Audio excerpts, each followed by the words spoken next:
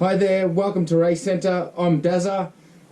We've got Eric's 2018 BMW S1000R on the dyno, so I thought this was a great opportunity to explain a bit of the tuning and ECU options we have for this bike, and also talk a little bit about the ECU and tuning process for anybody that's interested. And also I thought it was a great way to kill two birds with one stone and give Eric some good information into what we've done with his bike here.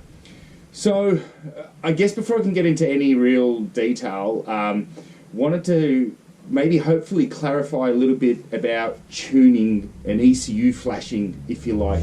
Part of the problem where it can be a little bit difficult to understand is different workshops or different tuning shops or different tuning software might use different language or use the word tune, but they're meaning different things. So I thought I would just try and clarify that type of stuff first.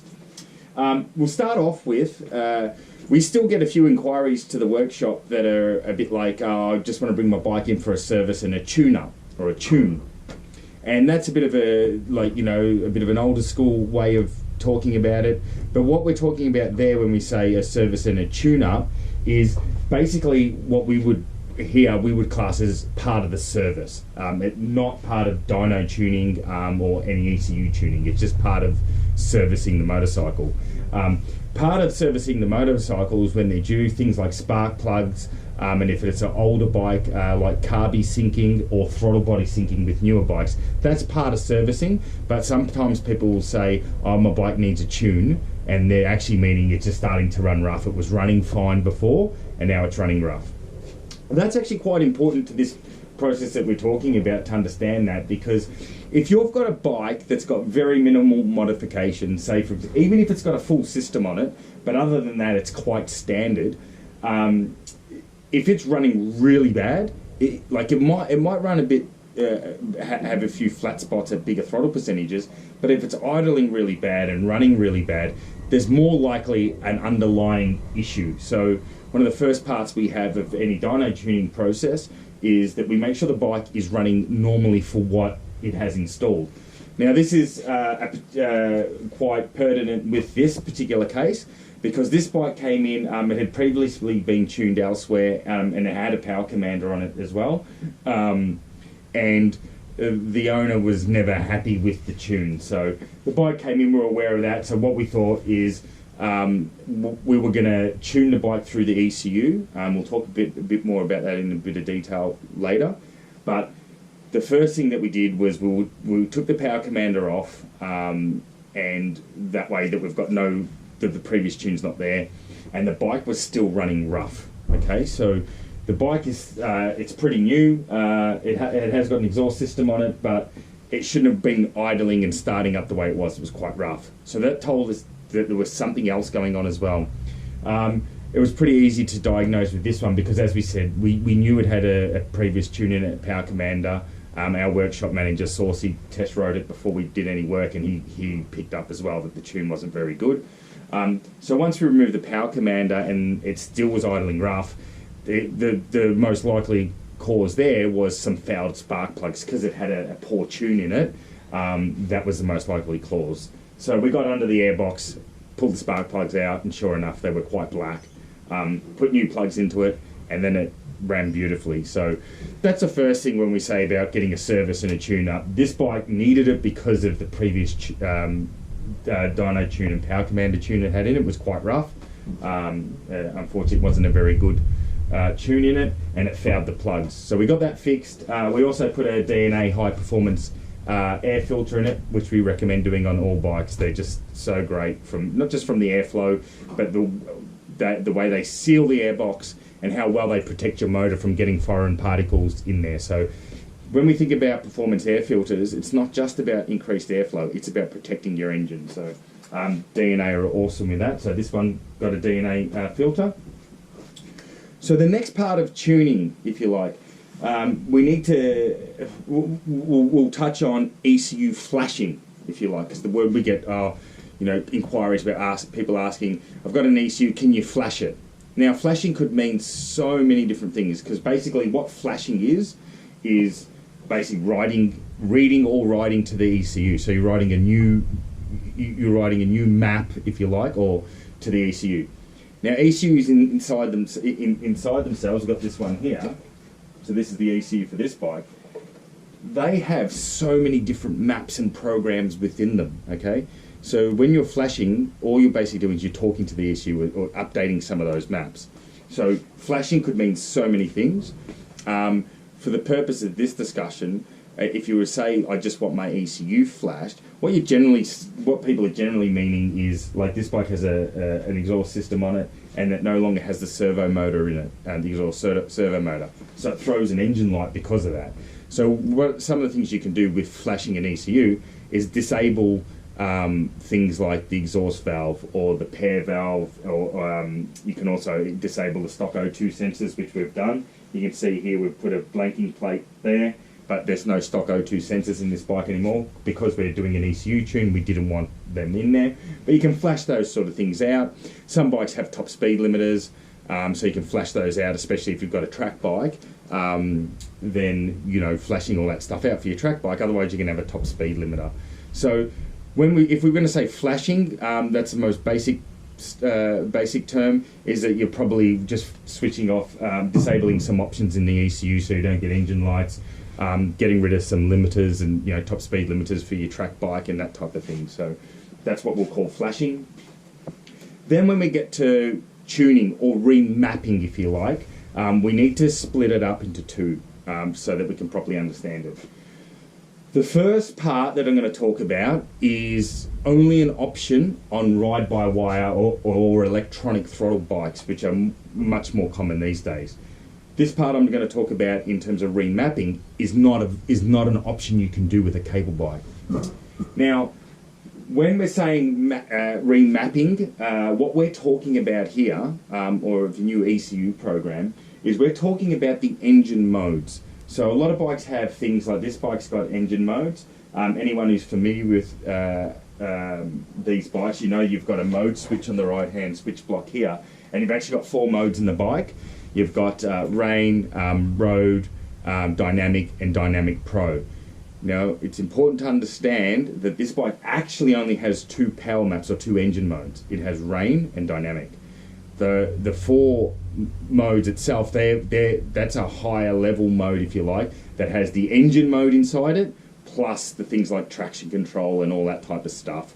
And different modes will have those options set differently. It's also got electronic suspension, so in the road, between the road mode and the dynamic mode, the suspension settings are different.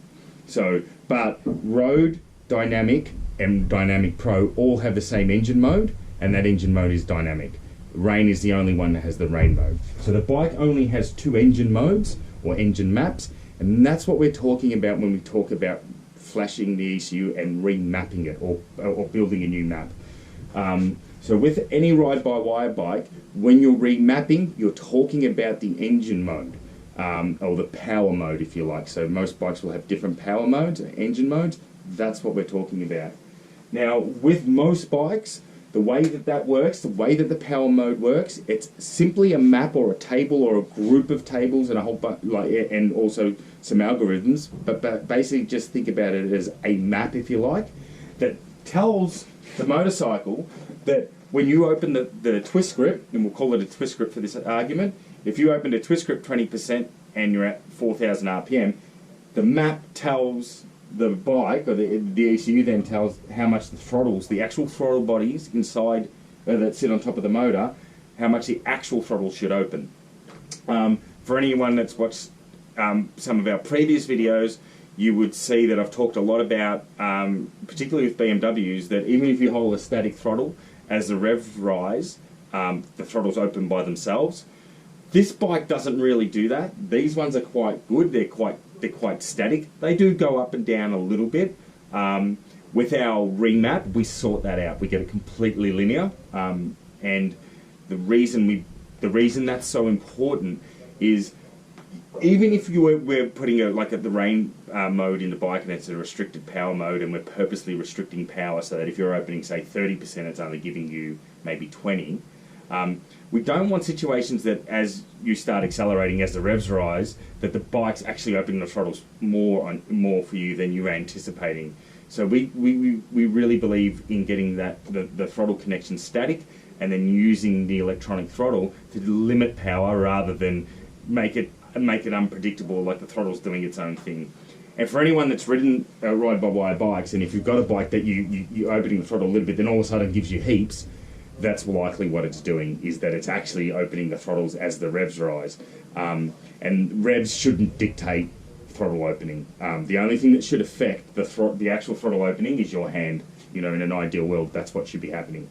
So your hand will dictate how much the throttle's open. And sure, the engine mode or engine map, whatever you want to call it, selecting the different ones will just mean that if you open the throttle, say if we're in rain mode, you're opening the throttle, say 50%, it'll only open 30%. Whereas in the dynamic mode or your full power mode, if you're opening at 50%, it's probably giving you much closer to 50%. What we do with the remaps in this particular bike, these bikes off the showroom floor are extremely restricted under 30 to 40% throttle. So when you're opening mainly under 20% actually, under 20% of the twist grip, it's really giving you next to nothing. So anyone who's ridden one, you might feel really like down low, that they feel doughy, and that's because what's happening is the first 20% of that throttle opening, the bike's hardly doing anything. That's why it feels lazy. It's not because of the engine characteristics or the valve timing or the design of the actual engine. It's to do with the throttle map. So the first thing that we do is we get rid of that restriction and we plug in. We've got our own throttle map library that we've used and we've developed over a lot of years. I've talked about it in other videos. So a lot of those throttle maps are our own race centre DNA that we've developed over many years of tuning plus racing. We're not one of those shops that either just pretend to be involved in racing or anything like that. We've got a race team. We're very heavily involved, and one of the reasons that we do that is because not just because we learn and test on the track, is the whole mentality of racing or in competition. It always forces you to try and get better or try to get faster and try to come up with improvements. So rather than just being a workshop that we just get the work in, we know this product, we just keep churning them out and try to make money. We have an element where we're always doing research and development to try and get better, so that that our tunes continually get better and better and better. And I know for a fact that our throttle maps that we have here today in 2022 are a lot better than they were in, say, 2018. And that's because like the more dyno work that we do, but also we do test a lot of stuff on the racetrack. We came up with a new generation of throttle maps, and we had one of our riders on an R1, Jake Drew, test it out, and he loved it straight away. We then used that throttle map on a few of the road bikes. We did some testing on those ourselves to get a feel for it, and the throttle connection is just amazing. For the 1000 cc's bikes, what we're doing is we are restricting the throttle opening a little bit initially, so that you've got a lot of control and smoothness, and when you're in the corner you're picking up the small throttle positions, particularly but under 20%, that the bike's not too aggressive, that it's actually nice and soft but responsive as well, that it's driving off the turn really nice, and the power delivery is predictable, smooth but easy to use, still fast on a racetrack. So we've worked really, really hard on those maps. And this bike, even though we did all that development work on R1s, this bike has the same concept of a throttle map inside it. So while the program for the BMW is different, we've been able to back engineer our core throttle maps and put it into this bike. And like I said, we've done that over many, many years. And as a business, we invest a hell of a lot of time and effort and money into going racing so that we can improve the tunes and the products that we're doing. So when we're talking about throttle maps, that's what we're talking about, is the actual the connection between the twist grip and the throttles themselves, and that's controlled by the ECU. So just to cover what we've gone over so far is the service and tuning or tune-up side, that's part of servicing. The next part, the remap that we talk about, is with ride-by-wire bikes, changing the throttle maps, if you like, the engine maps. So that's been done, and as I discussed as well, flashing the ECU is just switching off some options and disabling some limiters and that type of thing. So now that we understand that, the next thing we're talking about is what is traditionally called tuning. And tuning can apply to any bike really. Carbing, fuel injection cable with a cable throttle, or fuel injection with a ride-by-wire throttle like this one. So tuning is basically just adjusting the air-fuel ratio. I'm not going to go into too much detail. We'll do a separate video on air-fuel ratio and tuning and all that type of stuff. But basically it's adjusting that. And that's where we traditionally get that if you put a full exhaust system on your bike, you'll hear people say, oh, you need to get it tuned. Tuning bikes is just getting the air-fuel mixture that the engine's seeing into a really a much narrower window that's better for the engine, better for performance, and particularly for track bikes. You know, you need to get your bike tuned because out of the box they come out for the road to meet emission laws and that type of thing. And in a lot of time you're cruising on the road, you're static throttle, and the bike will be sitting a bit lean at those spots, and that's fine on the road. It's not dangerous to the motor at all. It's just saving fuel and meeting emissions. But on the racetrack in those positions, because you're rolling through them, they'll actually cause the bike to be lack of response and actually make the throttle a bit harsher. So it's getting a really nice tune into it makes the throttle smoother as well. So when it comes to tuning, if we go back to old carby days, we were very limited in what we could do. You have things like your air-fuel mixture and your pilot and your pilot needles and your pilot jet and that type of stuff. Your main jet, and you were limited. You couldn't. You could get it a lot better, but you couldn't get it perfect everywhere. Then we saw the onset of when we got cable bikes. In the early 2000s, we saw the onset of piggyback units. Like the Power Commander came out, and basically what that was is it would take the signal from your ECU or the CDI or whatever it was on that bike, but basically the signal from your ECU, it was sending a signal to your injectors, and the piggyback unit, the Power Commander, would intercept the signal that the ECU is throwing out. Then the box would allow the tuner to say, okay, when I get this signal, what do you want me to do with it? And what that means is I'm at 20% throttle and 5,000 RPM, and we're looking at on the dyno, and we might go, oh, it's a bit lean there. So we tell the Power Commander, add a bit of extra fuel.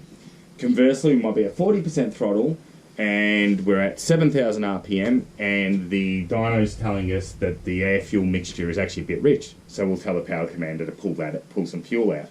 And what that looks like is a table or a map, if you like, with RPM down one side and your throttle positions down the other side, and then all the numbers in the middle are just deltas, so saying what the input that you get from the ECU, either add or reduce fuel to the injectors. And that's why if you install a Power Commander, you plug them into the injectors. On the dyno, we measure that with an air fuel or a lambda sensor, it's called, that goes into the exhaust pipe, and we're measuring the exhaust gases to give us an indication whether the bike's lean or rich. Then the skill comes up to the tuner themselves. Like I touched on with our throttle maps, if you get a throttle map done through us here at Race Centre, it will be vastly different to any throttle map you'll get anywhere else, because that's our R&D, that's what we've developed. When it comes to fuel tuning, it's similar. While there are some principles that most tuners will use as a guide, the more experienced the tuner, the better they are. They'll have their own little, their way, if you like, their own little touch on how they tune. We'll use different parameters for a road bike than a track bike, purely because we know they'll be ridden in different ways. We don't want the track bike to use as much, a road bike to use as much fuel as a track bike, especially if you're going on long rides and that. You'll just go through fuel too fast, and it's not what you want on a road bike. And it's also, on a road bike, you tend to use different RPM ranges than you do on the track. So, for example, a full race bike, we're not going to bother tuning it depending, say if it's 1,000cc, we're not going to bother tuning it under $4,000. There's no point. Like, it'll never be there. Whereas a road bike, we will spend some time there, because it's actually quite important coming off a set of lights or all that type of stuff and slower traffic. It needs to be smooth. Conversely, on the track bike, we'll spend a lot of time tuning it at a really high RPM because the bike's going to see that. On the road, we will tune it really nice, but we're not going to spend 80% of our tuning time on the dyno in that area because a road bike's not going to see that often. It will still make it good, but that's our area where we'll focus on the road bike, is the cruising speed, throttle roll on, all the mid-range is where we'll spend some time with that. So back to the Power Commander, that's how that works. And then, so there's a lot of bikes, as I said, this bike had a Power Commander when it came in. And for doing the fuel tuning side, or the air-fuel mixture, the Power Commander on these newer bikes still works great, okay?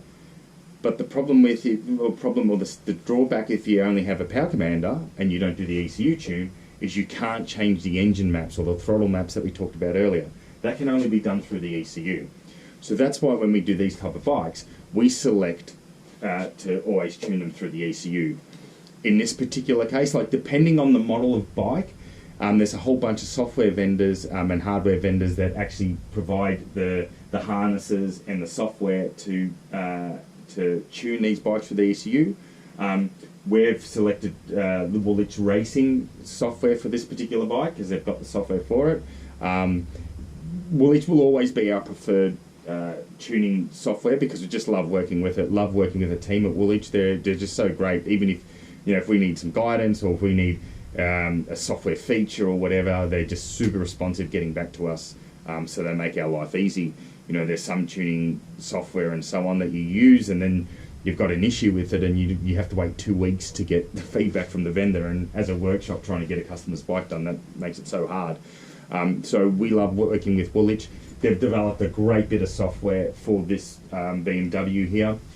And every bike, so the way the ECU in this BMW works compared to an R1, for example, is vastly different.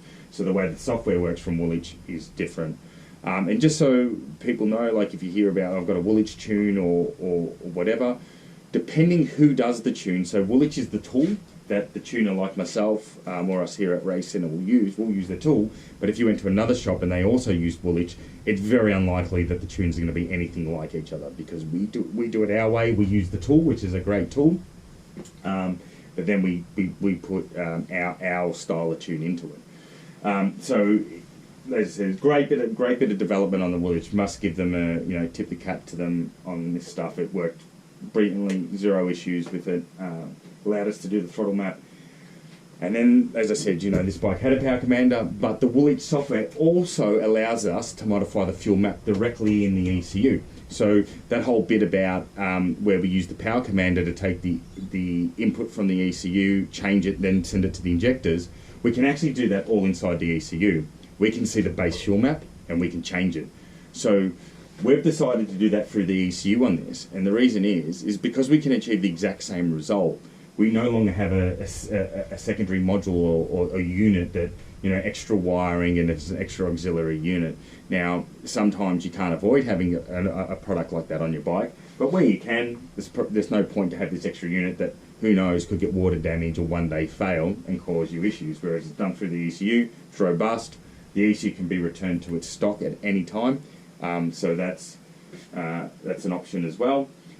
So we've done the engine mode change, and then we've done all the fuel tune through the ECU.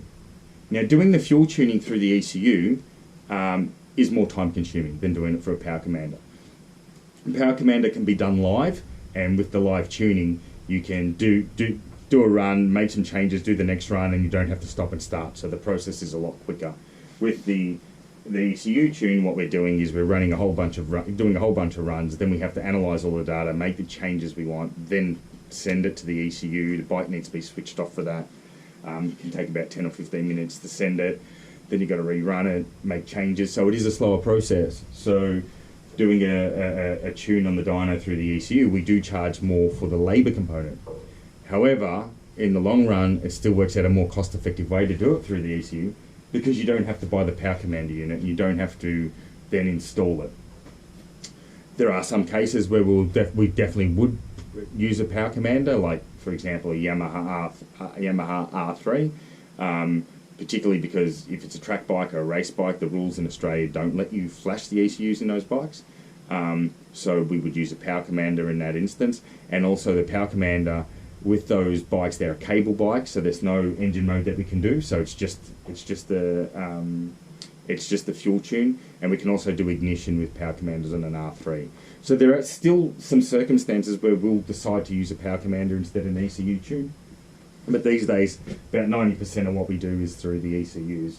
And particularly if your bike's ride-by-wire, you should be trying to get it done through the ECU, because the improvement is drastic on a lot of bikes. Like I said, this bike is quite restricted, so the improvement in this bike is huge. We actually, after the tune, we got about 9 horsepower at 100% throttle, at peak horsepower out of this, which we don't normally get that much, to be honest, with just the tune. I know other dynos and tuners might show you massive improvement numbers. Things like the tyre not being warm and all that sort of stuff can make a difference there. So we don't normally get that sort of improvement at 100% throttle. We sometimes get minimal improvement at 100% throttle. However, it's the roll on the throttle application in the power mode and the smoothness that you really feel it. And while we made 9 horsepower, this bike will probably feel like it's got about 25 more horsepower, 30 more horsepower than it had before the tune. And that's not because it actually does, it's because of the way it rolls on. It just feels so much more meaty. And that's because the throttle connection's a lot better. So this bike will feel like it's 25%, has 25% more motor or 30% more motor than it did before the remap. So that's a bit about that. I hope I haven't rambled on and made things too confusing. On that, with this particular bike and a lot of our ride-by-wire bikes, so the options that we have, we do offer where you can mail in your ECU and just get some options disabled, or do a basic ECU flash for your servo motor if that's what you want. It's very rare that we get people asking just for that, but that is an option if you like. We also can do a remap where we're switching off all the disabling all the limiters and stuff like that, but we're also then putting in our race center engine maps or throttle maps into the bike. So we can do that, and we can do that for bikes all over the world. So if you send your ECU in to us, we can just reflash it. We don't need the bike, and we'll put our maps into it. And that alone will make a significant difference in performance to your S1000R. It will make the bike feel so much better, smoother, faster, more fun to ride, and that's just with the remap. And the good thing about us offering that product, say for example you're in the UK or in the United States, if we were to put our map into your ECU, you'd get the throttle maps that we've worked very hard on with all our R&D, and that's really our IP. It's Race Centre intellectual property. Those throttle maps, you'd get that. And then you could go and take it to a tuner locally that can tune it on the fuel that you're using in your country. We run Australian fuel, so all our base maps are tuned for Australian fuels. So we offer that, and you could do that. And even if you wanted, you could put a remap in it, our remap in it, and then put a power commander on top of that and change the fuel that way. You could do that as well, and you'd still get that beautiful throttle connection and engine map that we've revised. Yeah, so that you could do that. The next option we do offer as well is obviously the same thing. Mail in your ECU, we'll put our map in it, and also our fuel tune that is on Australian fuel. So if you're in Australia, you wouldn't need to bring the bike to us. We could just send you that map, and even for different exhausts, that map's going to be a lot closer than stock. It's going to be very, very good, and it will be like a massive improvement over standard. Then the next option we offer on top of that is basically we start with the same map in the ECU and the fuel map, and then what this bike's got is a custom dyno tune for it, and we call this our performance tune. This is where we go through, and we actually go through on this bike 18 different static throttle points, where we tune the bike in 18 different throttle points all through the rev range, and then we do a number of roll-on tests as well, so we fine-tune it with rolling on as you would in the real world. Where we put it, and all that tuning's done under load, so the bike's under load. Typically we spend quite a long time doing that. So that's a custom dyno tune, so it's all that IP, R&D map underneath, plus the custom tune, and that's what Eric's got here, so we spent a fair bit of time, and the thing's beautiful. And then on top of that, we have what we call our R-Spec tune, or our race tune. It's not solely for race bikes. What it means is that our R-Spec is if we were to tune one of our race bikes, we will try and get the best performance in terms of power delivery, throttle connection and smoothness that we can, and we'll spend ages doing it. We're very fastidious with it. What the R-Spec is we apply that same thing to your bike. So if it's a road bike, R-Spec doesn't mean we tune it like to be a race bike. We tune it still to be a road bike, but we try to make it as perfect as we can, and we spend as long as we need to like, if we look at something, oh, it's not quite right, it's going to take me an extra hour to fix it, we'll fix it. That's what the R-Spec tune is, and that's why it's more expensive. Any of those options I talked about, you know, from once you start getting into us remapping, are going to be significant improvement to your bike. The flashing stuff and getting rid of limiters, that stuff's not going to do a lot for you unless you just want to get rid of engine lights, or you've got a US model that's quite restricted. Then the flash will do something. But once you start putting the maps in, that will be a significant improvement. Then when you go with a fuel map, it's going to be improvement again. Then when you go with the performance tune that Eric's got here, it's a significant improvement again. And then the R-Spec is just that bit better over the top. But any of those options are going to be massive improvement over standard. So yeah, we've done that. As I normally talk about in these videos too, just for anyone who hasn't watched them, you see a whole bunch of cabling coming off here. And what we're logging here in real time on the dyno is what the twist grip is doing, and then what the actual throttles are doing. That's the primary thing we're doing there. We're also picking up the RPM off the ECU. So we're logging what the ECU is doing as well, and then recording it all on the dyno and make our changes into the ECU, and then the end product is the really super smooth throttle and just awesome power delivery. So yeah, thanks for watching, and Eric, thanks for the job and thanks for being patient. We've had a bit of a difficult couple of weeks. We unfortunately lost a good and dear friend of ours in Nathan Jones from our sudden loss for us that we weren't expecting. He was way too young, only 37, and Nathan was actually one of the core riders in our team that worked with us in developing these throttle maps. Nathan won 4 Victorian Superbike Championships, was a very dear friend, and like I said, he played actually a big part in the throttle map. So thanks for your patience with it, Eric. We have had a difficult couple of weeks, and I hope you love the tune and the throttle maps, and just know that Nathan was part of the development of these things. So yeah, hope you love it. Now we'll just cut to this bike making some noise on the dyno. Thanks.